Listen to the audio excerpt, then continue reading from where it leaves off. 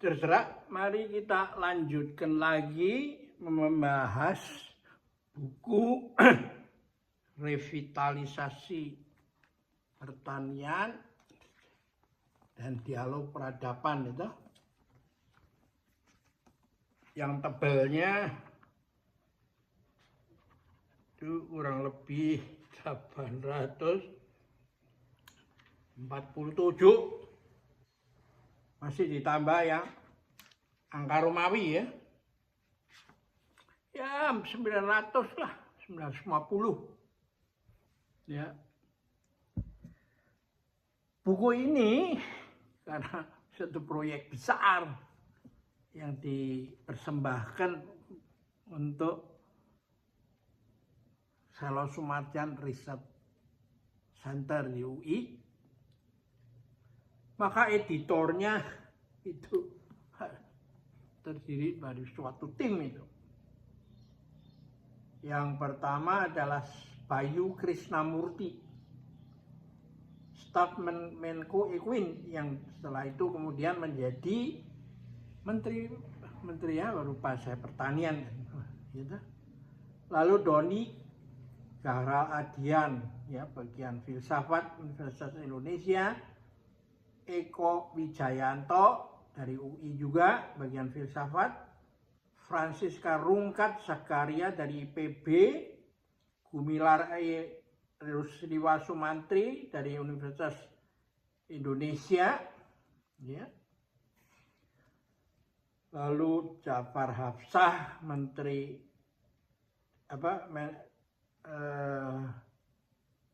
mantan dirjen atau kemudian menjadi dirjen tanaman pangan Deptan gitu. Saya sendiri Yusuf Sutanto, Kaman Nainggolan, Singgih Hawibowo, Universitas Gadjah Mada, Yasraf Apiliang ITB, dan Jejen Zaina Mutakin dari UIN Syarif Hidayatullah. Nah, buku ini mendapat kata pengantar dari Profesor Ajiumardi Astra. Gitu. Kata pengantarnya menarik nih ya. Direktur UIN Syarif Hidayatullah waktu itu. Saya bacakan ya. Kapra yang begitu intensif mengapresiasi pemikiran Timur hadir sebagai inspirator dari komunitas ini. Ya, toh?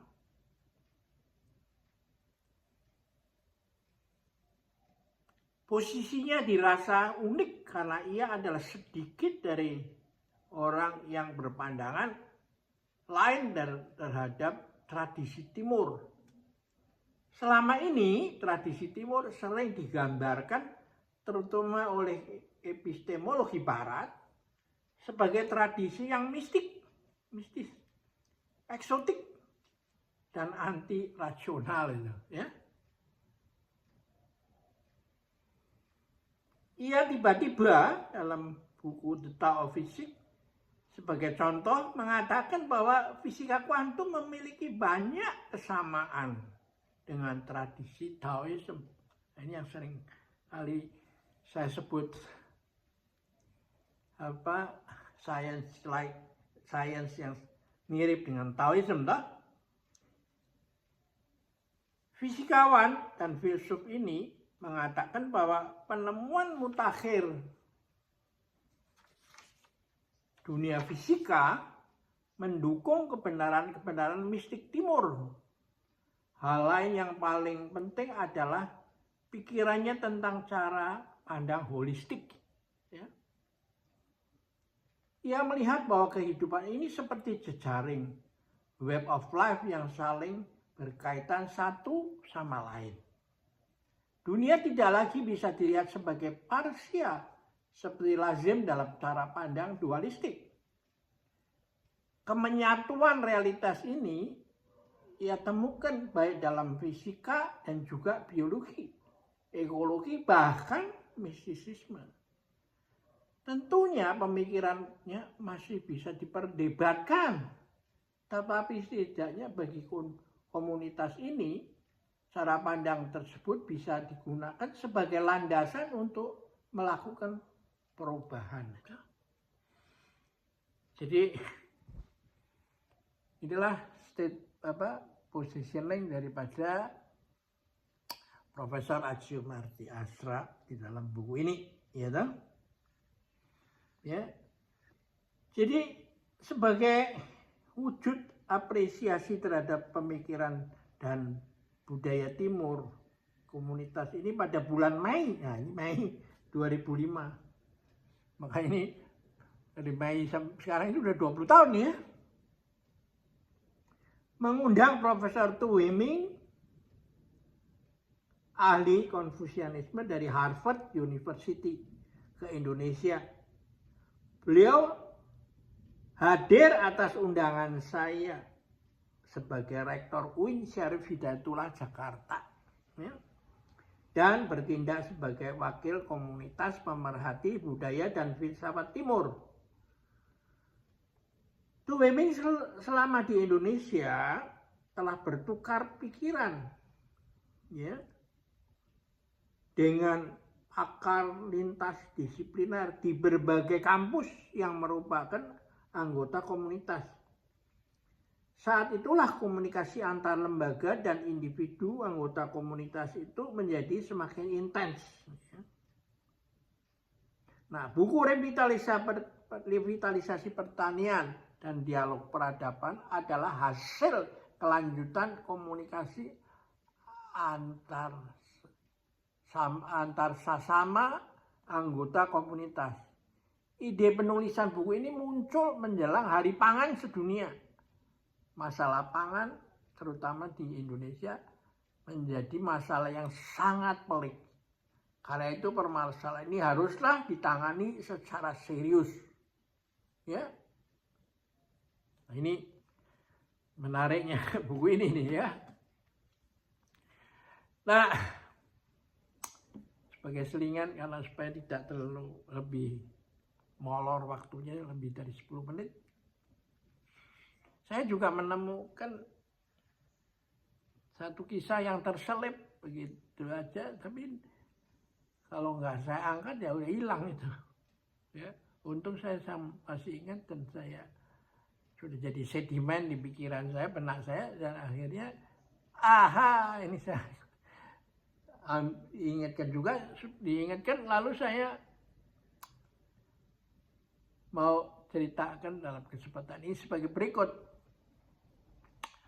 Alkisah ada seorang yang dihukum, dipenjara dalam waktu yang cukup lama karena melanggar peraturan yang berat. Nah, oleh penjaga penjara itu dia didiamkan aja. Nah, dikasih kerjaan apa saja, nah kerjaan apapun, sehingga dia itu bingung. Akhirnya, frustrasi ya, apa di kamar sendirian. Karena ternyata orang dibiarkan tidak berbuat apa-apa itu lebih menderita daripada orang disuruh bekerja keras, bahkan bekerja rodi seperti zaman dulu. Nah, akhirnya dia minta kepada penjaga penjara, saya kalau begini saya mau bunuh diri aja lah. Kalau sampai bunuh diri kan tanggung jawab daripada pimpinan penjara kan, diusut ya. Coba saya tolong dikasih kerjaan apa aja lah. Nah, lalu pimpinan penjara itu mengatakan oke, kalau begitu. Tuh di sana ada segunduan tanah. Yuk gali, diuruk di sini. Nah, lalu dia bekerja keras. Bahkan sampai bukan hanya jam 4, jam kantor aja, jam 8 sampai jam 4. Tapi bahkan sampai senja itu masih kerja. Gedebak, gedebuk, cangkol, bawa sana sini. Nah, setelah beberapa hari selesai itu. Lalu dia minta kerjaan lain lagi kan. Nah oleh penjaga bicara itu, oke, besok saya kasih kerjaan, itu tidur aja sudah. Nah setelah keesokan harinya dia menghadap ke pimpinan penjara, dikatakan, kalau begitu tanah ini kamu gali lagi, kembalikan ke tempat asalnya itu. Ya, mendengar hal itu, lalu orang itu langsung tersentak jantungnya dan meninggal seketika itu. Jadi memang hidup ini harus mengalir terus tuh. Karena itu semua obat-obat itu baru ada gunanya kalau digabungkan dengan terapi gerak itu. Bergerak terus itu. Jangan diam. Ya toh? Terus mengalir aja. Baru setelah itu orang boleh makan pil atau apa itu, obat-obatan atau vitamin. Tapi kalau dia didiamkan nganggur, ya dia akan begitu. Gitu. Jadi karena itu memang kalau Anda melihat filosofi di balik Tai Chi ini, ya gerak itu, air dari lautan menguap terus menjadi awan, naik ke tempat yang tinggi, turun menjadi hujan, mengalir di sungai,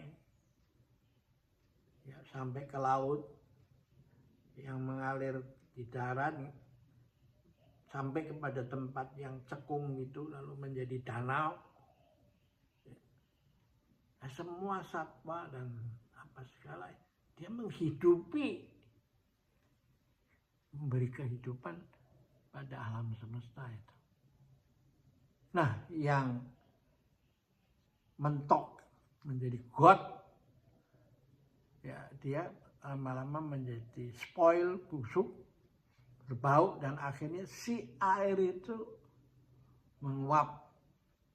Tidak mau lagi tinggal di situ, lalu dia turun kembali menjadi hujan untuk mencari jalan bisa entah berhenti di danau, entah ikut air sungai sampai ke lautan itu, ya. Dan yang meresap di tanah, dia menghidupi tumbuh-tumbuhan, diserap ke atas daun-daun, bertemu dengan matahari, menimbulkan fotosintesa, menghasilkan bunga, buah, dan seterusnya itu. Ya, seperti yang sering kita tekankan. Nah, itulah Tai Chi itu. Ya. Nah, karena itu ada syair kuno yang mengatakan, bagaimana sebenarnya seorang Tai Chi-wan itu? Apakah dia pernah kesepian itu?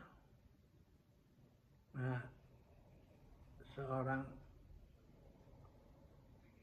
bijak itu di masa lalu, saya lupa tahunnya berapa, dia menulis syair. He walks freely, just one way. Dia berjalan secara bebas, hanya satu arah itu. From the beginningless past, dari masa awal yang tidak tahu kapan, menuju endless future itu, yang nggak tahu kapan masa depannya sampai mana. He is alone, dia sendiri. Nobody accompany him, tidak ada siapapun yang menemani dia. If you ask how old he is, he will look at you and smile, and pointing his fingers to the endless sky. Jadi, wah, ini betul-betul melihat itu semua pertanian itu adalah tarian agung energi dari berkosmis, dari Siva Nataraja itu kalau menurut pandangan kuno dari Hindu, dari orang India. Karena itu di gambar ini ada gambar Siva Nataraja itu. kakinya diangkat yang satu, ya, mau menunjukkan bahwa usaha belajar, ya, tangannya menuju ke 4 penjuru dunia itu, mencari ilmu dan ilmunya disebarkan ke seluruh dunia itu, ya. Nah, itulah sifat Nataraja. Jadi buku ini memang ya bukan sok, tapi memang sesuai dengan judulnya revitalisasi pertanian dan dialog peradaban itu. Dan sampulnya itu adalah lukisan dari Daud Yusuf menerjemahkan dalam cat akrilik dan diberi judul Bacalah, karena alam adalah kitab tanpa aksara.